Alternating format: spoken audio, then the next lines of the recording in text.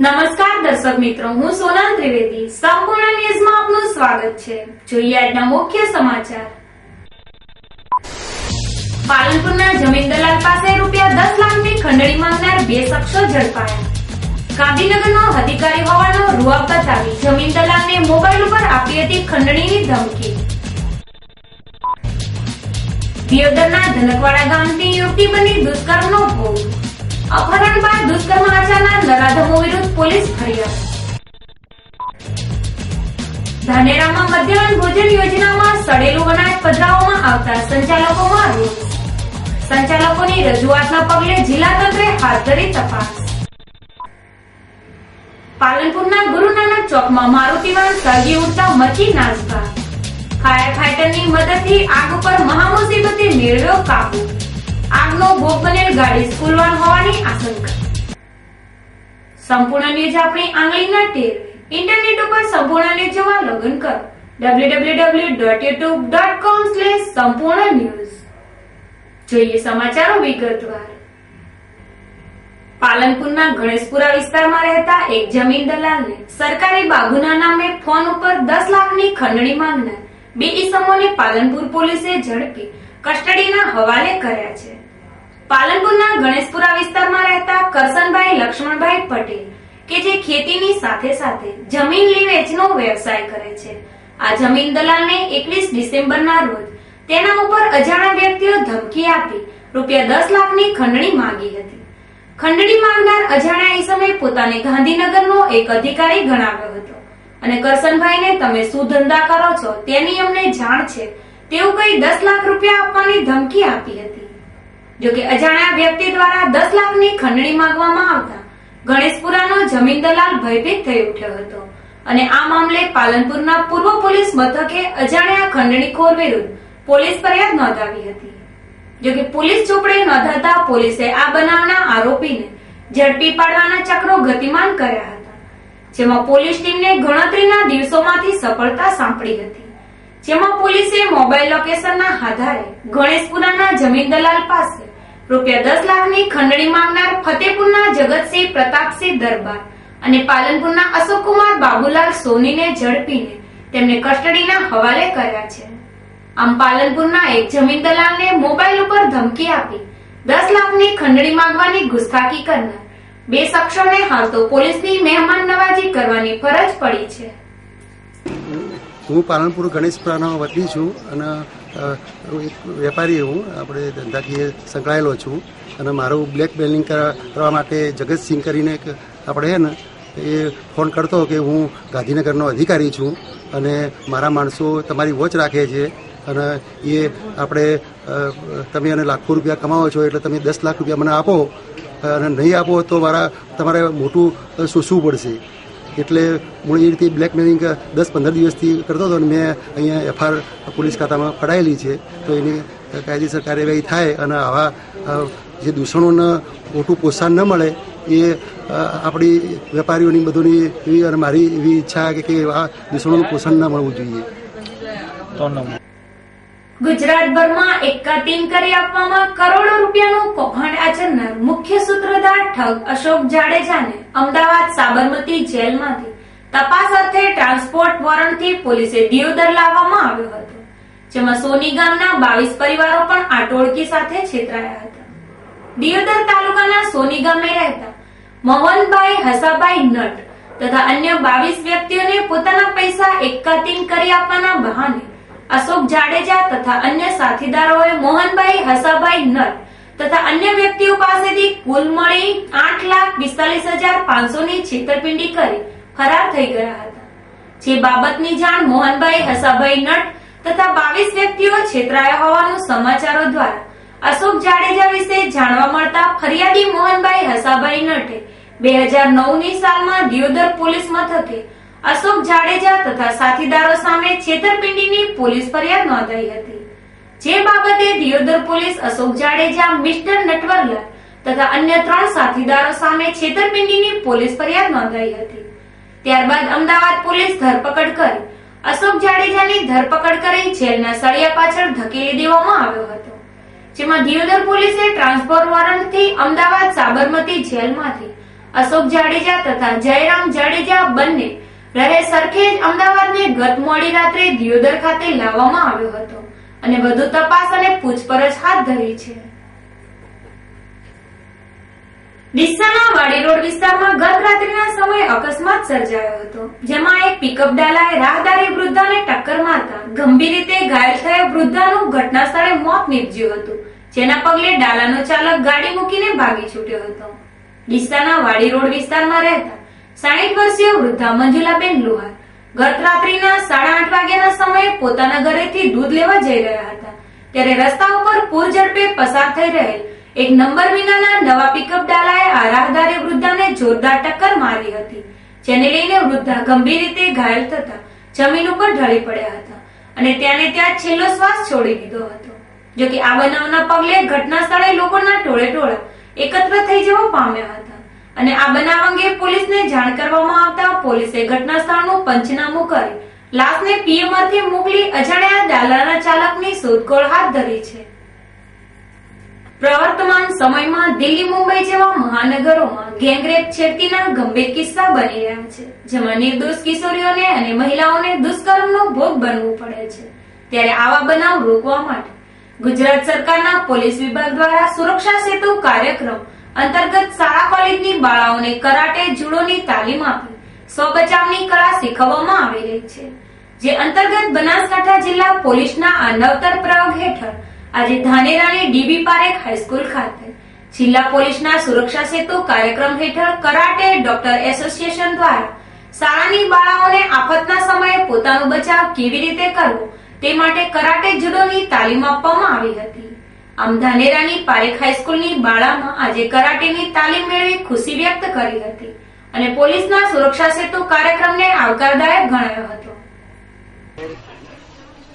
દિલ્હીનો ગયા વર્ષે જે ગેંગરેપનો બનાવ બન્યો એના પછી ગુજરાત સરકાર અને ભારત સરકાર દ્વારા મહિલા સુરક્ષા માટે વિવિધ કાર્યક્રમો યોજવામાં આવે છે, જેના અંતર્ગત મહિલા સુરક્ષા સેતુ કાર્યક્રમ જે પોલીસ ડિપાર્ટમેન્ટ અને અમારા બનાસકાંઠા કરાટે એસોસિએશન દ્વારા ચલાવવામાં આવે છે, તેમાં જિલ્લાની વિવિધ શાળાઓમાં 5 થી 12ની બહેનોને અલગ અલગ પોતાનું સંરક્ષણ કેવી રીતે કરવું, પોતે કોઈ બદમાશ થતું આવે તો એની સામે આપણે કેવી રીતે રક્ષણ કરવું અને એને કેવી રીતે જવાબ આપવાનો અને ભવિષ્યમાં કોઈ આવી ઘટનાઓ ના બને એના માટે કરીને એને અમે એક તૈયારી કરીએ છીએ. 3 દિવસના કાર્યક્રમમાં એને કિક, પંચ, બ્લોક સાથે પોતાની જોડે જે કોઈ હાજર વસ્તુ હોય, જેમ કે પેન હોય, કાસ્કો હોય, હેરબેન્ડ હોય, દુપટ્ટો હોય, એનો ઉપયોગ કેવી રીતે કરવાનો અને કેવી રીતે એને પોતાનું રક્ષણ કરવું. દિયોદર તાલુકાના કોટડા ગામે સગીરા ઉપર થયેલ ગેંગરેપની હજુ સાઈટ પણ સુકાઈ નથી, ત્યારે દિયોદર તાલુકાના ધનકવાડા ગામે મેળામાંથી યુવતીનું અપહરણ કરીને તેને 1 મહિના સુધી ગોંધી રાખી બળાત્કાર ગુજારતા સમગ્ર પંથકમાં ભારે ચકચાર મચી જવા પામી છે.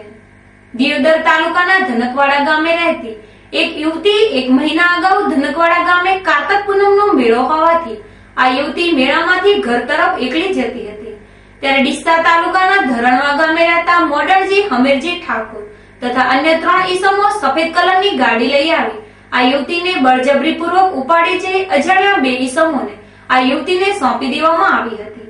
ત્યારે બંને ઈસમોએ આ યુવતીને અમદાવાદ સાબરમતી ખાતે લઈ જઈ 1 મહિના સુધી ગોંધી રાખી વારંવાર બળાત્કાર ગુજાર્યો હતો. ત્યારે બળાત્કારનો ભોગ બનેલી યુવતી આરોપીઓના ચુંગલમાંથી છૂટીને ભાગી ચૂકી હતી. તે બાદ અમદાવાદથી પાલનપુર રેલવે સ્ટેશન ઉપર આવી આ યુવતીએ તેના પિતાને આ બળાત્કારનો ભોગ બનેલ યુવતીને દિયોદર ખાતે લાવવામાં આવી હતી અને યુવતીએ આ સમગ્ર ઘટનાની જાણ તેના પરિવારજનોને કરતા પરિવારજનોએ બળાત્કારનો ભોગ બનેલ યુવતીને દિયોદર પોલીસ મથકે લાવી સામેવાળા 2 અજાણ્યા ઈસમો તથા અપહરણ કરનાર મોડણજી હમીરજી ઠાકોર, જેસુમજી રોમાજી ઠાકોર, બાબાજી રોમાજી ઠાકોર, ભગાજી રોમાજી ઠાકોર તમામ સામે પોલીસ ફરિયાદ નોંધાવી હતી, જે બાબતે દિયોદર પોલીસે સામેવાળા ઈસમો સામે પોલીસ ફરિયાદ નોંધાવી વધુ તપાસ હાથ ધરી છે. સરકાર દ્વારા પ્રાથમિક શાળાના વિદ્યાર્થીઓને પૌષ્ટિક ભોજન મળી રહે તે માટે મધ્યાહન ભોજન યોજના અમલી બનાવવામાં આવેલી છે, પરંતુ બાળ ભોજનની આ યોજનામાં ગેરરીતિ આચરાતી હોવાની વ્યાપક ફરિયાદો ઉઠી રહી છે. ત્યારે છેવાડાના ધાનેરામાં પણ મધ્યાહન ભોજનમાં સડેલા ઘઉં અને દાળ આવ્યા હોવાની રાડ ઉઠવા પામી છે, જે બાબતે મામલતદારને રજૂઆત કરવામાં આવતા જિલ્લા તંત્રે તપાસનો દોર શરૂ કર્યો છે. ધાનેરા વિસ્તારમાં મધ્યાહન ભોજન યોજનામાં સંચાલકોને સડેલી દાળ અને ઘઉં પધરાવવામાં આવતા સંચાલકોએ ભારે હંગામો મચાવ્યો હતો. જોકે આ સડેલા જથ્થાને કારણે શાળાના બાળકોને ખતરો ઉભો થઈ શકે તેમ હોય સંચાલકોમાં ભારે રોષ ઉઠવા પામ્યો હતો. જોકે મધ્યાહન ભોજનમાં સડેલું અનાજ આપવાના બનાવમાં વચ્ચે ગોલમાલ કરવામાં આવતી હોવાના સંચાલકોએ આક્ષેપ કર્યા હતા અને આ મામલે તટસ્થ તપાસ કરવા મામલતદારને રજૂઆત કરવામાં આવી હતી, જેના પગલે હાલ જિલ્લા તંત્રની ટીમે તપાસ હાથ ધરી છે, જેમાં મધ્યાહન ભોજન યોજનામાં આવેલી સડેલી દાળને પરત લઈ નવો સ્ટોક આપવાની તજવીજ હાથ ધરી હોવાનું તંત્રના AS પટેલે જણાવ્યું હતું. પાલનપુરની મહિલાઓ સેવાના કાર્યમાં સદૈવ તત્પર રહેતી જોવા મળે છે, જેની પ્રતીતિ હાલના ઉત્તરાયણ પર્વે દ્રશ્યમાન થઈ રહી છે. કેમ કે હાલ શહેરના વિવિધ વિસ્તારોમાં મહિલાઓ શ્વાનો અને ગૌમાતાઓ માટે લાડુ બનાવી સેવાની સુવાસ પ્રસરાવી રહી છે, જેમાં શહેરના રામનગર, મોદીનગર સોસાયટી, નાલંદા, અયોધ્યાનગર વિસ્તારના મહિલા મંડળે હાલની કડકડતી ઠંડીમાં શ્વાનો અને ગાયોને પૌષ્ટિક આહારનું ભોજન પીરસવા લાડુ બનાવ્યા હતા. આ મહિલા મંડળ ભજન સત્સંગની સાથે સાથે ગાયોને ઘાસચારો, પક્ષીઓને ચણ અને ઉત્તરાયણ પર્વે ગૌમાતા તેમજ શ્વાનોને લાડુનું ભોજન પીરસવાની પ્રવૃત્તિ ચલાવવામાં આવી રહી છે. આમ પાલનપુરનું આ મહિલા મંડળ વારે તહેવારે સેવાકીય પ્રવૃત્તિઓ કરી પુણ્યની ભાગીદાર બની સમાજમાં સેવાનું સરાહનીય ઉદાહરણ પૂરું પાડી રહી છે અને અન્યોને પ્રેરણા પૂરી પાડે છે.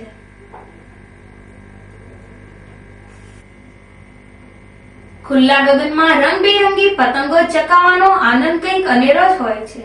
જોકે એક દિવસનો આ આનંદ આકાશમાં વિહરતા અબોલ પક્ષીઓ માટે ઘાતક બનતો હોય છે. ઉત્તરાયણ પર્વે પતંગની કાતિલ દોરીથી અસંખ્ય પક્ષીઓના મોત નીપજે છે, જેને લઈને પતંગનો આનવ માનવ માટે પાપકારી નીવડે છે. ત્યારે લોકો ઉત્તરાયણ પર્વે પાપના ભાગીદાર ન બને તે માટે લોક જાગૃતિ લાવવા પાલનપુરમાં જીવ સેવા સંસ્થાન દ્વારા છેલ્લા કેટલાય વર્ષોથી જનજાગૃતિ અભિયાન ચલાવવામાં આવી રહ્યું છે. જોકે હાલમાં ઉત્તરાયણ પર્વ નજીકમાં હોય લોકોમાં જાગૃતિ આવે તે માટે જીવ સેવા સંસ્થાન દ્વારા પાલનપુરના સિમલા ગેટ વિસ્તારમાં લોક જાગૃતિ માટે સ્લાઇડ શો યોજવામાં આવ્યો હતો, જેમાં જિલ્લા પોલીસ વડા અશોક કુમાર યાદવ વિશેષ ઉપસ્થિત રહ્યા હતા. આ પ્રસંગે ઉત્તરાયણ પર્વે પક્ષીઓના રક્ષણ માટે કાચવાળી દોરીનો ઉપયોગ ન કરવો તેમજ સવાર સાંજે આકાશમાં પક્ષીઓ વિહરતા હોય છે તે સમયે પતંગ ઉડાવવાનું ટાળવા સેવાભાવી યુવક પ્રજ્ઞેશ પઢિયા દ્વારા અનુરોધ કરવામાં આવ્યો હતો. પાલનપુર પંથકમાં વૃક્ષ છેદનની પ્રવૃત્તિઓ માજા મૂકી રહી છે, જેને લઈ પર્યાવરણ ઉપર ખતરો તોળાઈ રહ્યો છે. જે વચ્ચે પાલનપુરના લક્ષ્મીપુરા વિસ્તારમાં લીલા લાકડાની હેરાફેરી કરતા એક ટ્રેક્ટરને પાલનપુર સર્કલે ઝડપી પાડી પાલનપુર પંથકમાં ચાલતી વૃક્ષછેદન પ્રવૃત્તિઓનો પર્દાફાશ કર્યો છે. પાલનપુરના અમદાવાદ હાઈવે ઉપર આવેલ કાળાવાદીલા હનુમાન મંદિર પાસે એક ટ્રેક્ટર લીલા લાકડા ભરીને પસાર થઈ રહ્યું હોવાની બાતમીના આધારે પાલનપુરના સર્કલ ઇન્સ્પેક્ટર ઉદયભાઈ જોશીએ આ ટ્રેક્ટરને ઝડપી પાડ્યું હતું. જોકે આ ટ્રેક્ટરના ચાલક પાસે લાકડા અંગે પાસ પરમિટ ન હોય ટ્રેક્ટરને જપ્ત કરવામાં આવ્યું હતું તેમજ ટ્રેક્ટરના માલિક વિરુદ્ધ દંડનીય કાર્યવાહી હાથ ધરવામાં આવી હતી. જોકે પાલનપુરના હાઈવે ઉપર રાત્રિના સમયે ટ્રેક્ટરોમાં મોટા પાયે લીલા લાકડાઓની હેરાફેરી થઈ રહી છે, ત્યારે વૃક્ષ છેદનની પ્રવૃત્તિ રોકવા માટે મામલતદાર સતર્કતા દાખવે તે જરૂરી છે. આજરોજ ડીસા શહેર તાલુકા પ્રમુખ યુવા ભાજપ મોરચા દ્વારા ડીસામાં ઓવરબ્રિજ બનાવવાની માંગ સાથે નાયબ કલેક્ટરને આવેદનપત્ર સુપ્રત કર્યું હતું. ડીસા ગાયત્રી મંદિરથી માર્કેટયાર્ડ 4 રસ્તા સુધી હાઈવે ઉપર અવારનવાર ગમખ્વાર અકસ્માતો સર્જાય છે. વેપારી મથક હોય લોકો ધંધાર્થે કે વેપાર અર્થે આવે છે અને નેશનલ હાઈવે નંબર 14 કોઈ પૂરપાટ ઝડપે દોડતા વાહનોની અડફેટે આવી જઈ અકસ્માતોનો ભોગ બને છે. ત્યારે ડીસા ગાયત્રી મંદિરથી માર્કેટયાર્ડ 4 રસ્તા સુધી હાઈવે ઉપર ઓવરબ્રિજ બનાવવા અને અકસ્માતો નિવારવા આજે જિલ્લા યુવા ભાજપ પ્રમુખ અમૃતભાઈ દવે, ડીસા શહેર યુવા પ્રમુખ ડોક્ટર દિનેશભાઈ પટેલ સહિતના આગેવાનોએ ડીસાના નાયબ કલેક્ટર શ્રી દેસાઈ સાહેબને આવેદનપત્ર સુપ્રત કરીને ઓવરબ્રિજ બનાવવા માંગ કરી હતી. આ પ્રસંગે યુવા ભાજપના કાર્યકરો વિશાળ સંખ્યામાં હાજર રહ્યા હતા. હૃદય સમાન ગણાતું ડીસા શહેર અને જે ડીસા તાલુકાની અંદર વ્યાપારિક વ્યાપાર તરીકે ગણાય છે, વ્યાપારી ક્ષેત્ર ગણાય છે.